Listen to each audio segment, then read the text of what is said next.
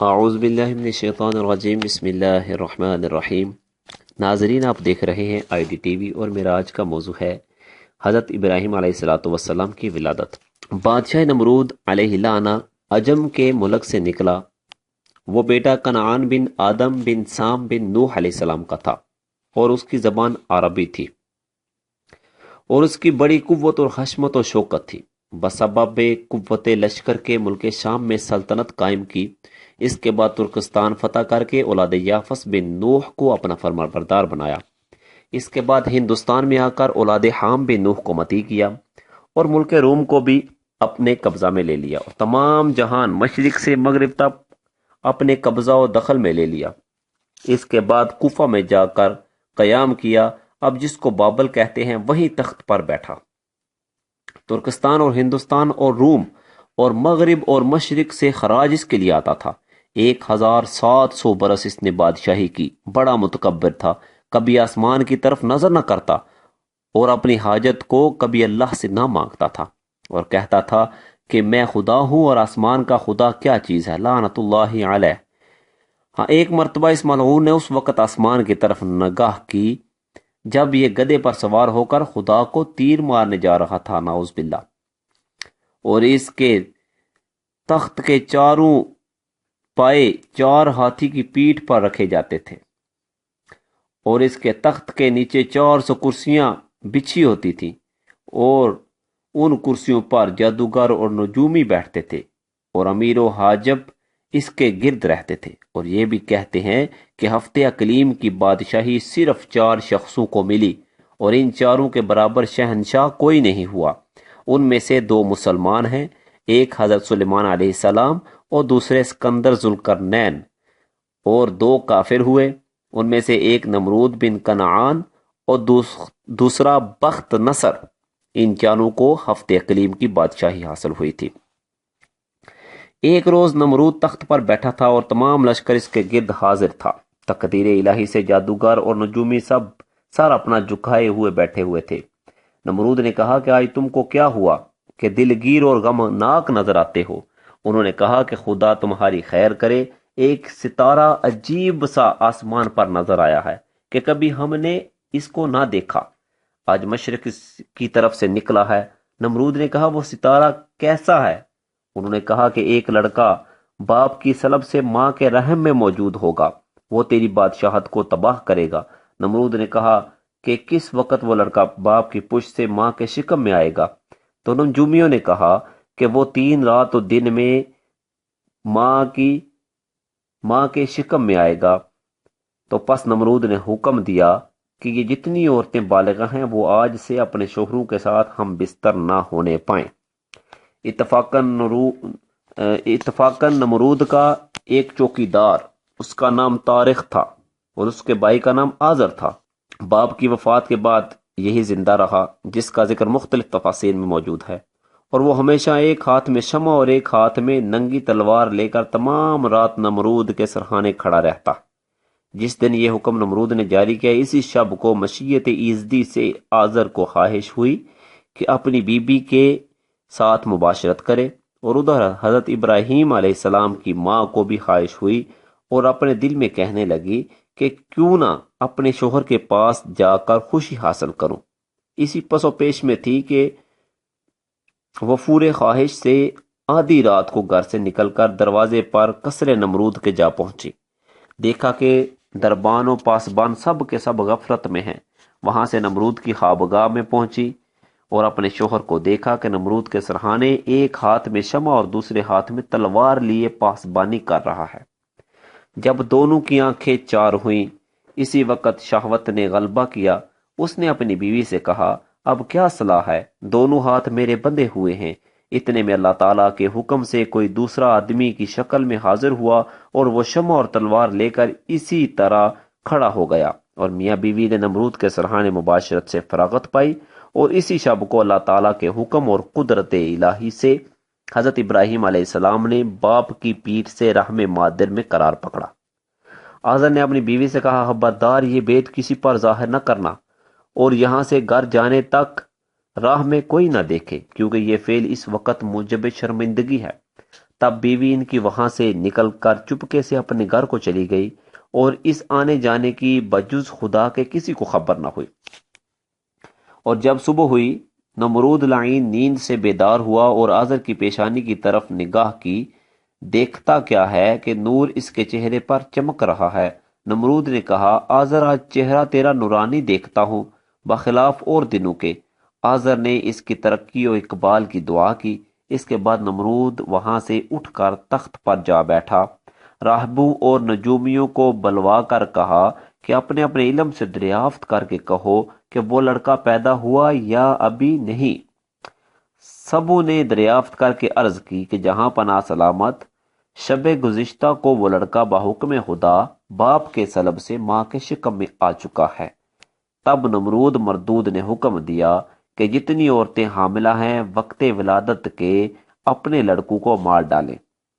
اس سبب سے جتنی عورتیں حاملہ تھیں سب نے اپنے بچے مار ڈالے۔ جب ابراہیم علیہ السلام کو اپنی ماں کے پیٹ میں 9 مہینے گزرے، تب ان کی ماں نمرود کے خوف سے اور بچے کی محبت سے گھر سے خاموشی سے باہر شہر کے جا کر میدان میں ایک غار کے اندر جا بیٹھی، اور وہاں حضرت ابراہیم علیہ السلام پیدا ہوئے۔ ان کے نور سے غار یک بارگی روشن ہو گیا، اور ان کی ماں رونے لگی اس خوف سے کہ یہاں آ کر کوئی لڑکے کو مار نہ ڈالے۔ آخر لڑکے کو کپڑے میں لپیٹ کر وہیں چھوڑ کر گھر کی طرف روتی ہوئی چلی گئی۔ اسی وقت جبرائیل علیہ السلام نازل ہوئے اور دونوں ہاتھ کے انگوٹھے بچے کے منہ میں رکھ دیے۔ خدا کے فضل و کرم سے ایک انگوٹھے سے شہد اور دوسرے سے دودھ جاری ہو گیا، اور حضرت ابراہیم علیہ السلام اس کو پیتے رہے اور کسی چیز کے محتاج نہ ہوئے۔ ہر ہفتے ان کی ماں ان کے پاس جاتی اور ان کی زندگی اور پرورش سے متعجب ہوتی، اور جب وہاں سے یعنی غار سے باہر نکل آتی تو اسی وقت غیب سے ایک پتھر آ کر غار کے منہ کو بند کر دیتا، اور جب ان کی ماں ان کے پاس آتی تو اس پتھر کو الگ کر کے انہیں دیکھ بھال کر کے چلی جاتی۔ اسی طرح سے 7 برس گزر گئے۔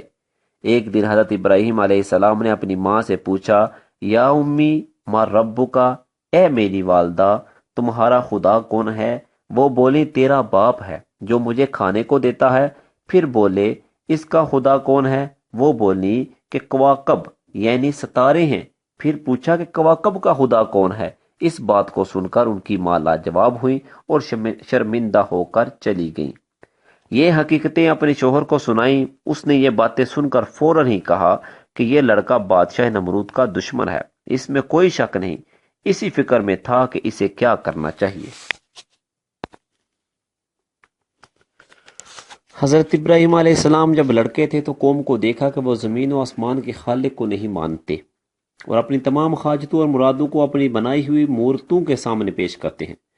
بعض لوگ قوم میں ایسے بھی ہیں کہ کوئی ستاروں کو اور کوئی چاند کو پوجتا ہے۔ یہ کیفیت دیکھ کر ان کو شرمندہ کرنے کی غرض سے آپ نے ان لوگوں سے کہا کہ میں بھی ایک کو اپنا رب ٹھہرا لوں، مورتوں میں سے، یا ستاروں کو، یا چاند کو، یا سورج کو، چونکہ وہ پہلے بھی نادم ہو چکے تھے۔ اور ساری قوم حضرت ابراہیم علیہ السلام سے ناراض تھی۔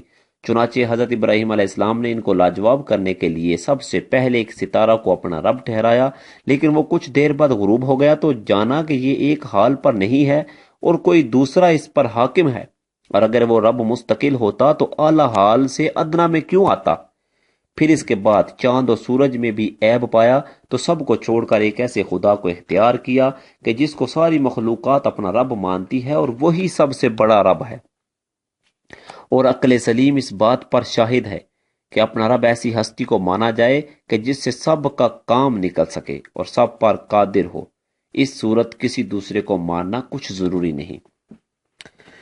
یہ فائدہ تفسیر میں مرقوم ہے کہ آزر نے کہا، اے میرے فرزند، میرا خدا تو سوائے نمرود کے اور کوئی نہیں، لعنت اللہ علیہ۔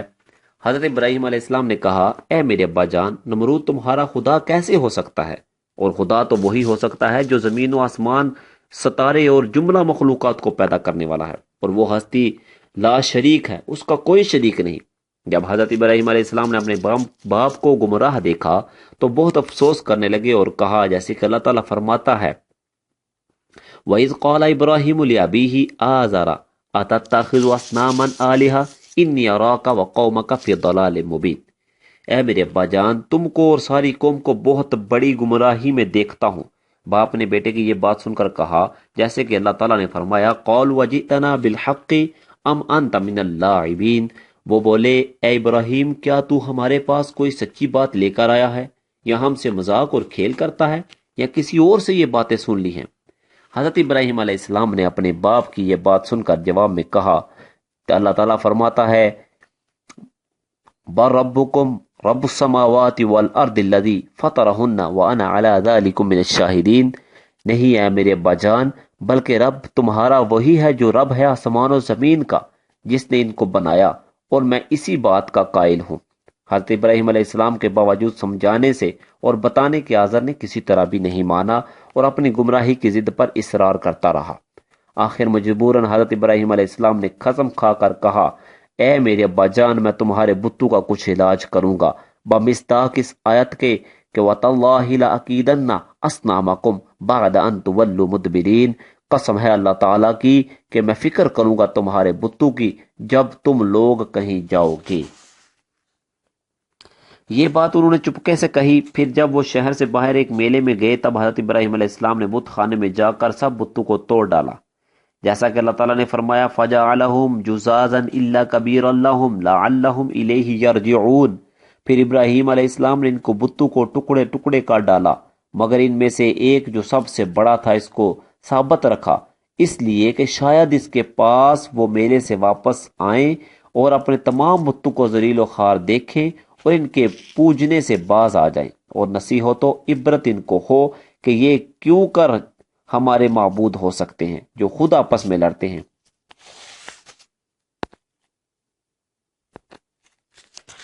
جب حضرت ابراہیم علیہ السلام نے تمام بتوں کو توڑ ڈالا اور ایک بڑے بت کے کندھے پر کلہاڑا چھوڑ دیا تو شیطان لعین نے یہ دیکھا۔ یہ حال دیکھ کر اس بڑے میدان میں گیا جہاں وہ کافر لوگ اپنا جشن منا رہے تھے۔ شیطان ملعون ان کافروں کے پاس جا کر رونے لگا اور روتے ہوئے کہنے لگا کہ تمہارے معبودوں کے ہاتھ توڑ تاڑ کر زیر و زبر کر دیا گیا ہے۔ یہ سنتے ہی وہ کافر مردود سب مغموم و متحیر ہو کر اپنی اپنی سواریوں کی طرف دوڑے اور انہوں نے چاہا کہ جلد سوار ہو جائیں، لیکن ان کی سواریوں کے جانور بھاگ گئے اور وہ ہاتھ نہ آئے۔ تب پشیمان و شرمندہ ہو کر پیدل ہی سیدھے اپنے بت خانے کی طرف پہنچے اور وہاں جا کر جب انہوں نے اپنے بتوں کا یہ حال دیکھا تو بہت زیادہ افسوس اور فکر میں مبتلا ہو گئے اور کہنے لگے کہ وہ سب کے سب بولے یہ کام کس نے کیا ہے ہمارے معبودوں کے ساتھ؟ یہ کام جس نے بھی کیا ہے نہایت ہی مذموم ہے اور وہ سخت مجرم اور ظالم ہے، ہم البتہ اس کا بدلہ اس سے ضرور لیں گے۔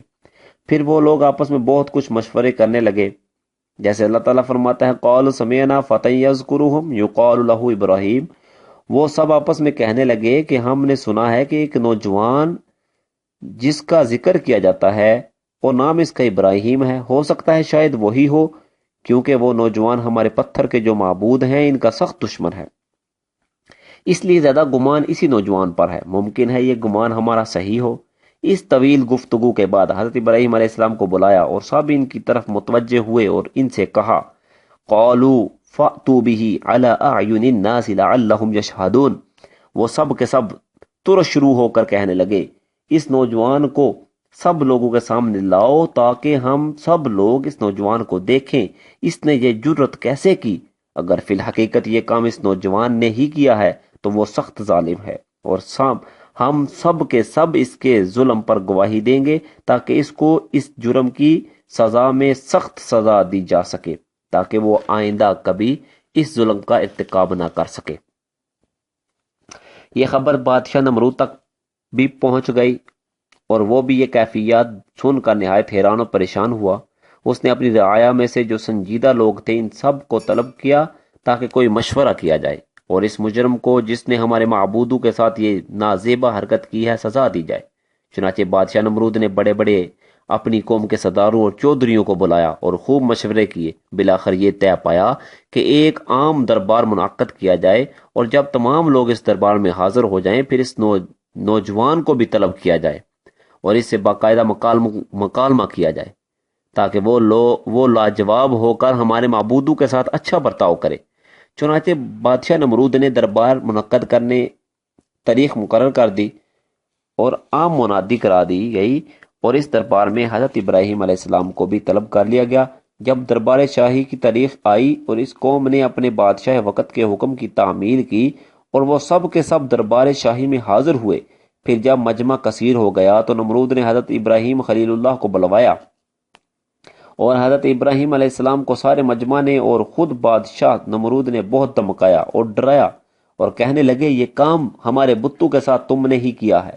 اے ابراہیم، افسوس ہے تم نے سب کو ہی توڑ ڈالا، کسی کو بھی ثابت نہیں رکھا۔ آخر یہ کیا بات تھی؟ یہ باتیں درباریوں کی حضرت ابراہیم علیہ السلام نے سنی اور پھر بولے، میں نے تو ان کو نہیں توڑا۔ یہ جواب حضرت ابراہیم علیہ السلام کا جب سنا تو قریب سے ایک آواز آئی، میں گواہی دیتا ہوں اے ابراہیم، ایک دن تم نے کہا تھا کہ میں تمہارے بتوں کی فکر کروں گا، شاید تم ہی نے ہمارے معبودوں کو توڑا ہے۔ پھر کافروں نے بالاسرار حضرت ابراہیم علیہ السلام سے پوچھا، چنانچہ اللہ تعالی نے فرمایا، قالوا اانت فعلت هذا بآلهتنا یا ابراہیم۔ کافروں نے حضرت ابراہیم علیہ السلام سے سخت لہجے میں کہا، کیا تم نے ہمارے معبودوں کے ساتھ ایسا کیا ہے؟ اور ہم لوگ زیادہ تر گمان بھی تم پر ہی کرتے ہیں۔ حضرت ابراہیم علیہ السلام پر برابر یہ لوگ زور دے رہے تھے اور چاہتے یہ تھے کہ وہ خود اپنی زبان سے اپنے جرم کا اقرار کر لیں، لیکن یہ کام بذات خود حضرت ابراہیم علیہ السلام کا نہیں تھا، بلکہ یہ کام تو اس ذات باری تعالیٰ کی طرف سے تھا جس نے حضرت ابراہیم علیہ السلام کو رسول بنا کر بھیجا تاکہ وہ اپنے باطل عقائد پر نادم و پشیمان اور شرمندہ ہوں۔ چنانچہ دربار الہی سے حضرت ابراہیم علیہ السلام کو حکم ہوا کہ آپ ان لوگوں سے کہہ دیجئے کہ کیوں نہیں اتنے بڑے معبود سے دریافت کرتے جو سب سے بڑا ہے اور اسی کے ہاتھ میں کلہاڑا ہے، جیسے کہ اللہ تعالیٰ قرآن میں فرماتا ہے، حضرت ابراہیم علیہ السلام نے ان لوگوں کو شرمندہ کرنے کے لیے ان سے کہا کہ یہ چیز مجھ سے کیوں دریافت کرتے ہو؟ تم اپنے سب سے بڑے معبود سے کیوں نہیں دریافت کرتے؟ اگر وہ بولنے پر قدرت رکھتے ہیں تو وہ تمام ماجرا آپ لوگوں کو بتائے گا تاکہ آپ سب اس بات سے، اس واقعہ سے مطمئن ہو جائیں۔ انہوں نے نہایت ہی شرمندہ ہو کر جواب دیا کہ اے ابراہیم، بت بھی کہیں بولتے ہیں، وہ نہ سنتے ہیں، نہ حرکت کرتے ہیں اور نہ وہ دیکھتے ہیں۔ یہ مایوسی کا جواب جب حضرت ابراہیم علیہ السلام نے اپنی قوم سے سنا تو آپ علیہ السلام نے اپنی قوم سے کہا کہ اے میری قوم، جو معبود بات نہیں کرتے اور نہ دیکھتے اور نہ سنتے ہیں، پھر ان کو خدا کیوں کہتے ہو اور ان کی عبادت کرتے ہو؟ یہ کیسی عقل مندی کے خلاف ہے، ذرا تو غور کرو۔ یہ جواب حضرت ابراہیم علیہ السلام کا سن کر ساری قوم نے اپنا اپنا سر نیچا کر لیا اور آپس میں کہنے لگے، یہ نوجوان سچ کہتا ہے اور باتیں اس کی بالکل صحیح ہیں۔ اور بولے، بوجہ شرمندگی کے ساری قوم نے اپنے اپنے سر نیچے کر لیے اور اسی حالت میں کہنے لگے کہ اے ابراہیم، یہ تو تم اچھی طرح جانتے ہو کہ یہ نہیں بولتے۔ پھر حضرت ابراہیم علیہ السلام نے اپنی ساری قوم کا مایوسانہ جواب سنا اور یہ خیال کیا کہ سب کے سب لاجواب ہو گئے ہیں۔ پھر اس کے بعد حضرت ابراہیم علیہ السلام نے فرمایا، اپنی قوم کو مخاطب کرتے ہوئے فرمایا کہ اللہ نے مجھ کو یہ حکم کیا ہے کہ تم اپنی قوم سے کہہ دو کہ پھر تم ایسی چیزوں کو اپنا معبود بناتے ہو سوائے خداوند قدوس کے جو تمہارا کچھ بھی بلا برا نہ کر سکے۔ میں تو اس معبود سے بالکل بیزار ہوں اور تم سے بھی کہ تم لوگ کچھ بھی سمجھ نہیں رکھتے، کیونکہ جن پتھروں کو تم نے اپنا معبود بنا رکھا ہے وہ تو تمہارے خود تراشیدہ ہیں، اس لحاظ سے تم خود ان کے خالق ہو۔ پھر حضرت ابراہیم علیہ السلام نے کہا کہ اے قوم، اگر تم کو عقل ہے تو اسی ہستی کی عبادت کرو کہ جس نے تم کو پیدا کیا ہے، اور یہ پتھروں کی بت پرستی چھوڑ دو۔ یہ کام بالکل فضول اور عبث ہے اور تم کو ساری عمر عبادت کرنے کے باوجود کوئی نفع نہیں پہنچے گا۔ جب ان کافروں سے کوئی دلیل نہ بن سکی اور ہر بات میں وہ ناکام اور لاجواب رہے تو مجبوراً ان کے سرداروں نے حضرت ابراہیم علیہ السلام کو مار ڈالنے کی تجویز دی۔ ناظرین، یہ تھا حضرت ابراہیم علیہ السلام کی پیدائش کا واقعہ اور آپ کا نمرود اور نمرود کی تمام رعایا کو لاجواب کرنے کا۔ تو انشاءاللہ العزیز آئندہ میں حضرت ابراہیم علیہ السلام کو آگ میں ڈالا جانا اور آپ کا آگ میں بچ جانا اور آگ کا گلزار بن جانا، اس پر انشاءاللہ العزیز آئندہ میں بیان کروں گا۔ اللہ رب العزت ہمارا حامی و ناصر۔